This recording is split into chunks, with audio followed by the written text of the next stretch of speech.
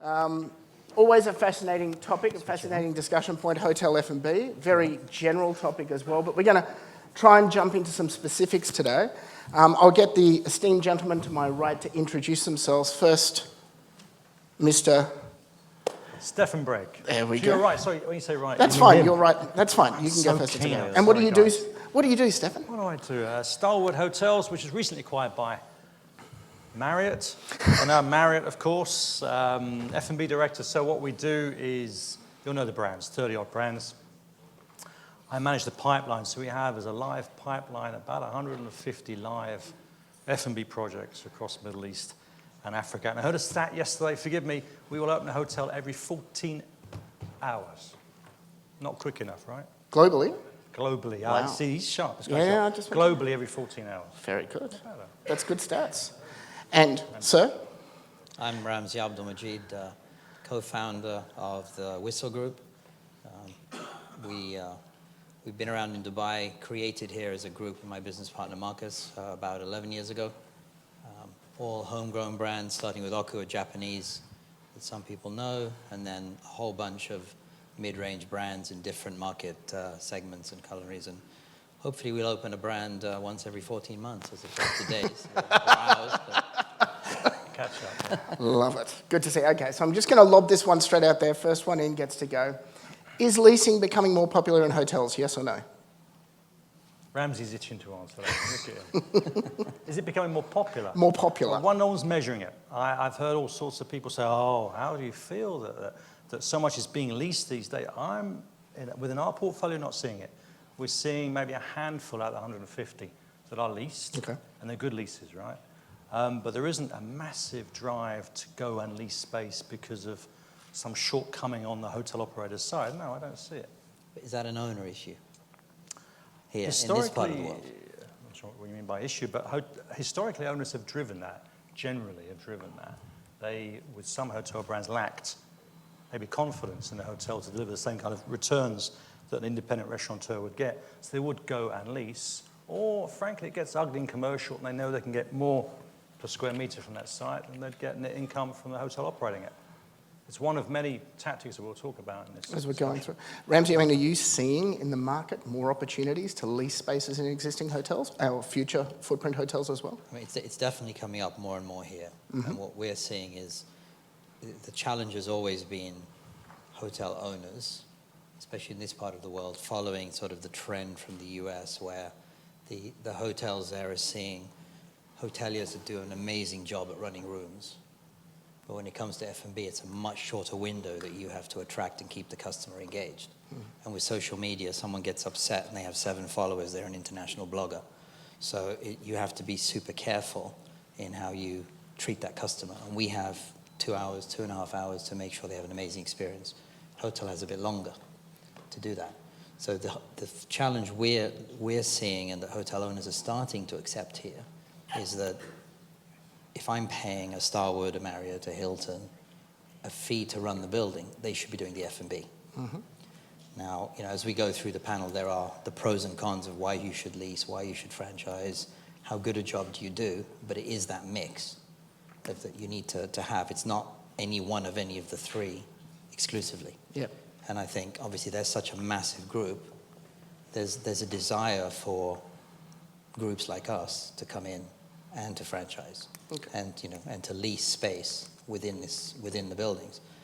Someone like us, when we're looking at these expansion-wise, it makes a lot of sense for us to franchise, because with the number of buildings that they have, that other operators have, it's great expansion capability for us as a footprint, and they have a big team. So depending on the brand, mid-range, they do an excellent job at being able to handle those. I mean, coming back to your point, Stefan, you've got 150 live projects in the pipeline. How do you, if you are looking at them, how do you guarantee some of the keywords that have come up today, the authenticity, the soul, the passion that gets executed in each of those spaces, if you keep your hands on the reins and say, it's a hotel and we're running them? There's, within that pipeline, there's inevitably a bunch of stakeholders that matter. You've got owners, you've got investors, you've got the operations team, our own corporate team. I think what we do is we lobby those people to get their input on the actual mix, if you like, the F&B mix. to make sure that we've done the research piece, collect the knowledge. And if you wanted to look at some good case studies, because I always like to give real examples of these things, which helps, I think, some people here. Love to take the credit, but I'm not, of Westin and Mina Siahi down on the beach in Jumeirah. They have 7, 8 restaurants, Barasti, China Grill, and Fish being the ones that stand out. And these guys have done a mix of bringing in franchises like China Grill, and then doing their own concept. And within that mix, Fish has the record ROI within the UAE. If anyone can beat this, I'm not going to say what it is, but come up to me afterwards and tell me. You have to now. What the hell, 45 days. Payback in 45 days. 45, and this is profit, not revenue, profit. So when you hear Dubai's saturated, the market's going backwards, hey, you know what? If you're lucky enough to be in the right site, and we got lucky, we're on the beach. How many places can you eat on the beach in Dubai? Not many. In fact, if anything, we'd overlook the fact the opportunity was there and we should have acted quicker on it. And JLT was undersupplied until Nola and Cocktail Kitchen came along. So there's still gaps in that market. The danger is when you go into a saturated area and try and pick a fight with existing operators, then you're going to lose. Very true. But the interesting part with the ROI there is it's a small space. You wouldn't be able to lease it and make money as a lease. As a hotel, if you compare a hotel operator versus an independent like us, any space that we lease, we have to set up everything for that space. Would you have leased it, Ramsey? Would you not have taken that site from us? Too expensive. From the rent that Al Wasl would have charged, or we would have charged? Yeah.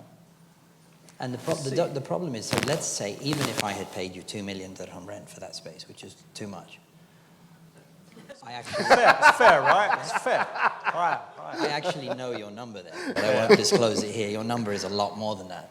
There is no way you could ever collect enough rent from me compared to the number that you guys are making there. Because when you compare the comparable of an independent like us versus a hotel operation, and you're doing central receivings, it's a lot of central costs, no rent, no alcohol charge, no this. If I can make 20, 25%, you're making 40, 45, 50% on the same revenue. But you can achieve the same absolute profit with half the revenue that I generate. Can I just expand on that? We would have I think the owner would at some point thought, maybe we could lease this, maybe that's easier, nice clean contract, get the cash in the bank. They didn't do it. They didn't do it because because of the reputation of the operating team that Tolga runs an incredible, Barasti, you may not like it, but it's top 5 bar in the world. It's in that top 5. Serious money. He is a serious operator, and so the owner, because he's that good and his team's that good, never considered leasing. And maybe there's a message in there that when you have that caliber of management team, it's just not going to happen. Yeah. I wish we had loads of Tolgas. No one has that many Tolgas. But the guy is a star, a serious star. But there is, they happen. Ex-Starwood, Maristar, whatever you want to call it. Maristar. Okay. They do operate some of their F&B venues extremely well. That's not necessarily, the story across the whole hotel industry. So generally what you'll tend to see is the independents will care a little bit more, will drive more traffic, will drive more revenue to these venues than a hotel operation might. But that's understandable because of the history. The history as a hotel GM is looking at F&B and looking at the rooms.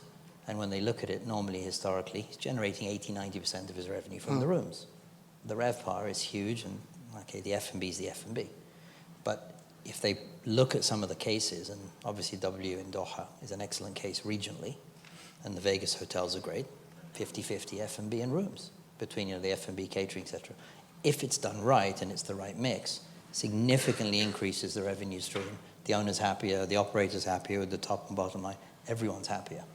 And it can be a mix of leasing versus own run versus franchising. I think there can be a happy mix in there. It brings me to the next question, obviously, which is the elephant in the room is the traditional all-day dining. Does that have to always be a stalwart of hotel operations? Is there a way to look at that? Yeah, I'm passing in that direction. There's the elephant. Yeah. Do you want me to answer this one? It's the hardest thing we do, and that sounds funny, but it's the hardest thing we do. We're building a St. Regis on the Palm, 53 stories. The rooftop's a great site with an infinity pool.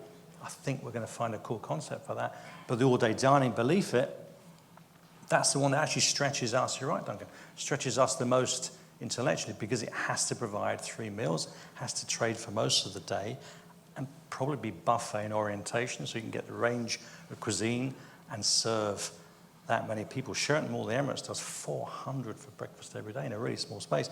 Jean-Luc sat in the audience from Math, and they'll do 100 for groups at lunch and 100 for dinner in the evening in a 400-meter space.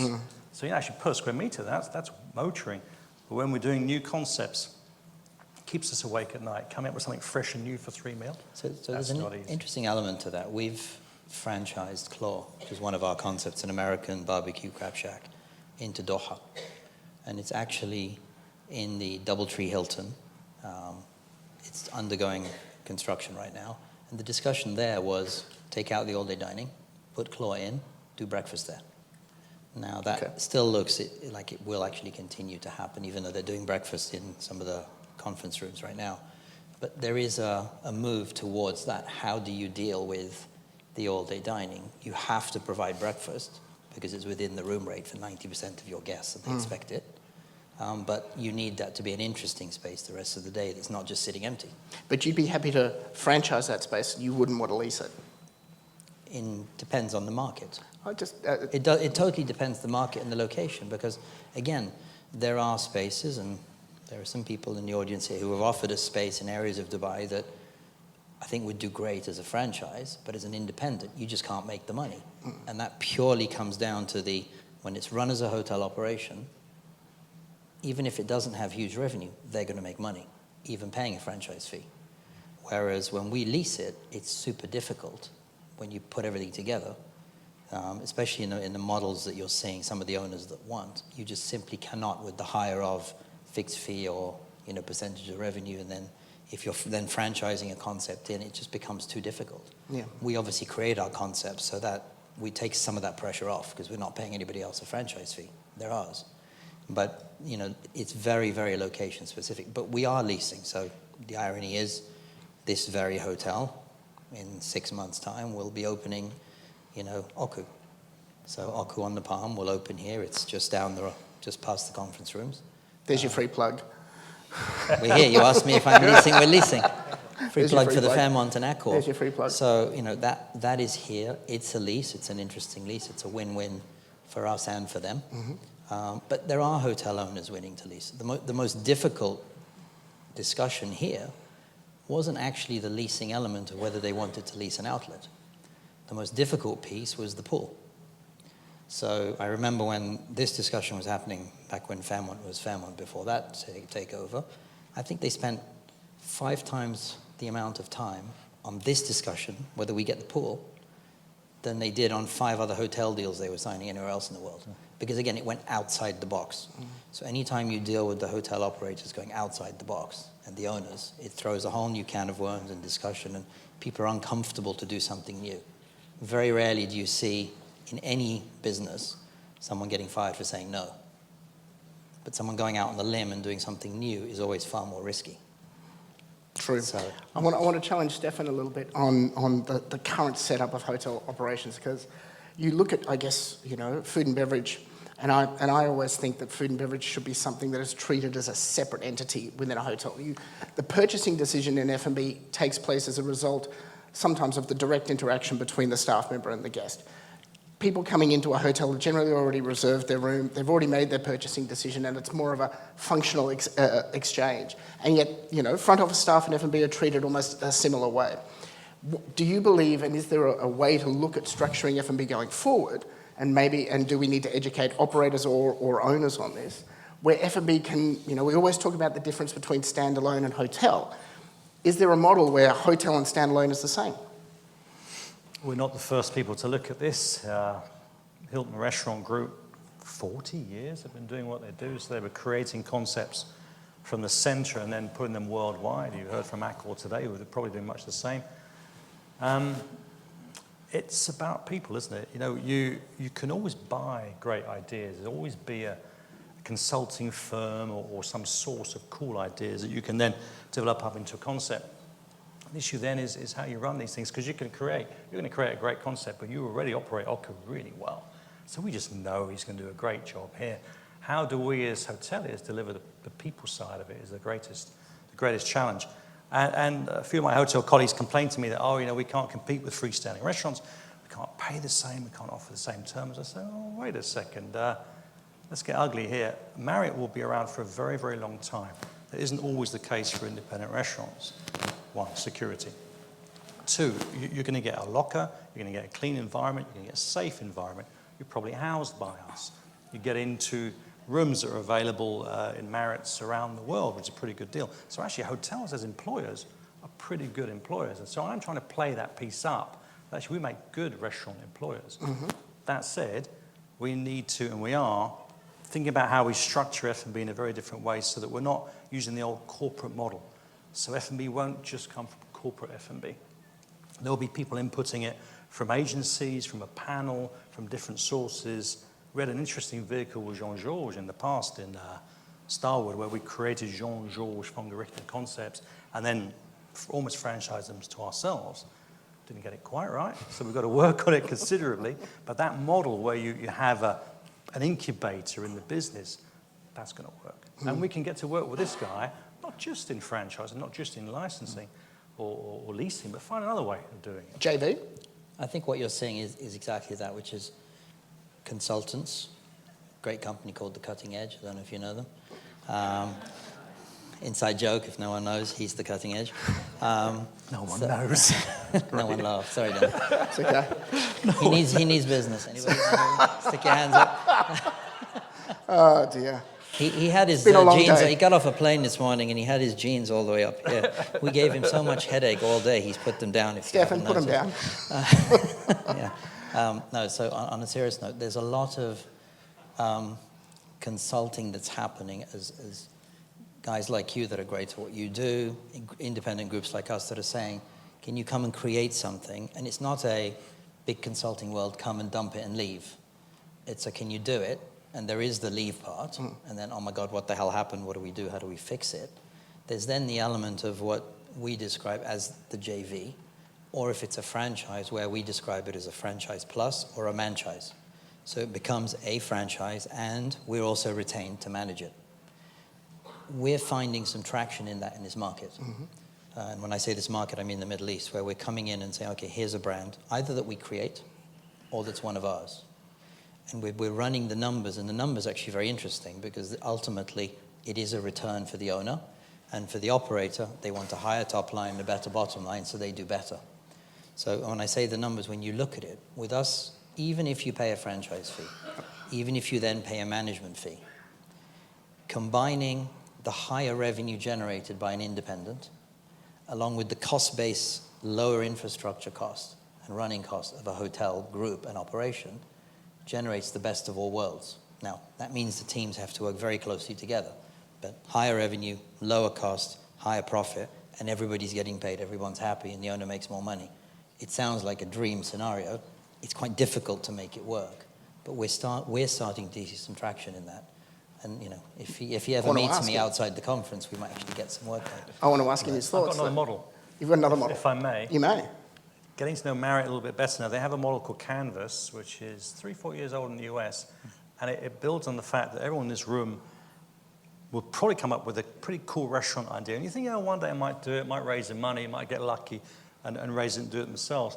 So what Canvas is that Marriott will pay you for that idea, pay you a lump sum, and then assist you with the capital investment into one of our properties, which you then operate. So a living example of that is the Croft at Marriott Harbour. Pretty good, actually. I mean, we didn't quite get it right internationally. They're still building on it. But that taps into the entrepreneurial piece. And if you meet the guys in there, they're really charged up. They're working out the front. And they're tapping, as Ramsey says, they're tapping into the hotel resources. Therein is the bit that we haven't quite got right. Can they use the marketeer in the hotel? Yes, no. Should they use the marketeer in the hotel? Yes, no, because they may not be specialists in their field. But it's a nice entrepreneurial model. So there's another one that we're playing with. And I want to build that one up over time. I think that's fantastic. A great example of working together in that. I mean, one of the things that I see when we go out is when you see a hotel and they've sublet or they've carved out a restaurant space and put it out there. You walk into the hotel, you say, what restaurants do you have? And they talk about every other outlet that the hotel has, and they forget the one that's been leased. You know, so we need. It's at the end, it's about bringing all of those sort of thoughts together and coming up with a way that, as Ramsey rightly said, it's a win-win across the board. What is the owner's involvement in F&B now? And I'll go to both of you, but I might start with you, Stefan, because it feels to me that owners are getting more involved in what the F&B mix technically is going to be within their spaces. More involved than ever, absolutely. And there's a variety. I guess I'm dealing with 30, 40 owners at this point in Middle East Africa, and they vary. Some are really, really engaged. And I mentioned Jean-Luc earlier, and Jean-Luc's personal level of engagement in a project we did at Sheraton Mall of the Emirates meant that we know we had the optimal outcome. It's hitting the numbers, looks great. 600 people go through that small space every day. Dinner covers used to do 5 or 6, now doing 100. It's fantastic. And that was because we had a really good synergistic relationship with MAF, and they worked with us on that. That was great. Some owner relationships, I don't know why, but they aren't quite as productive as that. And I think you can't always blame the owners. We can't blame the owner for that. I think that often it's down to us that we don't do our homework right at the start and show leadership, so that we speak to the owner and say, look, we've done our research. This is what we think the mix should be. We think this mix will work. Now we will take leadership. Instead of being lukewarm about it, using a consultant's, a hotel consultant, not one of you guys, but a hotel consultant's report and saying, well, there you are, it suggests all-day dining, Italian and Indian. So that's what you're going to get. Well, we like to work it up a bit more into more detail, supported by rationale, and then build that relationship after that. Yeah. I actually think it's half it's down the hotel operator for not showing leadership. Well, that was my point for Ramsey then, is obviously you're in business to succeed and grow your brands. You want to expand the brands that you've created, and obviously you want to create more brands going forward. Who do you deal with, the owner or the operator? Which one is going to get you across the line, or is it a triumvirate engagement? It actually totally depends on the property. And you have some owners that really want to engage and drive the process themselves, and they drive the operator. And you have other groups where it's, effectively the operator ultimately has control, because the HMA, the management agreement they've signed, whether it's 20 or 50 years, they can totally veto anything coming in. And so if the operator doesn't want it, it's not happening. But the owner has to pay for it if it's their brand. So it's a difficult one, and we find it's multiple discussions. Yeah. And it's not one particular, it's all very, very dependent on the owner themselves. And some owners look at it, we've got a situation now, we've just franchised something here on the Palm, and the owners don't want anything leased. Their view is, I don't want some third party having quiet enjoyment. I can never get them out. Legally, it's there, they're in. If it's a franchise, or if they help me create a concept, I don't like it, I wake up one day and I don't want it, I can change it. But if it's a lease, you can't. So what we're really saying, guys, is there isn't a single silver bullet insofar as the mix that goes into F&B, creating F&B concepts in hotels. However, what I feel after this, and from listening to both of you, we have a lot more channels open to us now, rather than the old traditional way, lease, hotel run. What you also have here, 100% right, there's just a lot more potential opportunity. So there are huge numbers of locations opening up, whether it's malls, hotels at different levels, because a lot of 4- and 3-star hotels now being built, as well as the 5 stars that are continuing. So there are many, many more locations. That creates a totally different problem for the industry. Yeah. So, putting aside what people are paying to staff or what people are paying to lease or to have a space, I think there is a bit of a reality check, and there are so many places. And what you're seeing, and I think Stefan probably attests to this in some of their hotels, as they develop, they're discussing with the owners and saying, okay, but I don't need 9 restaurants. I need 3 or 4. And the trick is to make sure we service everyone in the building so they don't leave. And hopefully if we do a good job, someone will come in. What you don't want is some of those other restaurants in hotels where it's totally empty and all the customers are just bailing to other hotels or to other restaurants. That is a disaster. Very true. Very true. I think that was excellent topic, guys. Is there any, or are there any questions from the floor? Oh, here we go. Yeah. It's a fight between them. Of course. No, the mic's coming back. It's okay. We can't hear you unless you speak up. It's half intentional. Ramsey, a question towards you. Brand integrity. Going to Doha, Claw starts serving breakfast. Not going to. How does it work? Yeah, so there, it's something that's been done in other markets in the world, irrespective of what the concept is. It's still actually going to be a Hilton, and that was part of our discussion with Hilton. It is the Hilton standard DoubleTree breakfast for their customer. The space has been designed so that certain areas, there's drop-down counters for the buffet, etc. So the breakfast offering itself will be the breakfast offering that they have. It just happens to be inside a claw. I don't disagree with you. It might look a little bit funky, okay, especially with something like a claw, which is very themed. But it is a way a lot of owners are starting to say, well, I need to maximize this space. How do I maximize the revenue earning potential on that? And in fact, we're doing something which we haven't announced yet in the marina next year. And there, the hotel just doesn't have enough breakfast space. So in their restaurant that they're doing, that breakfast area is going to be their buffet.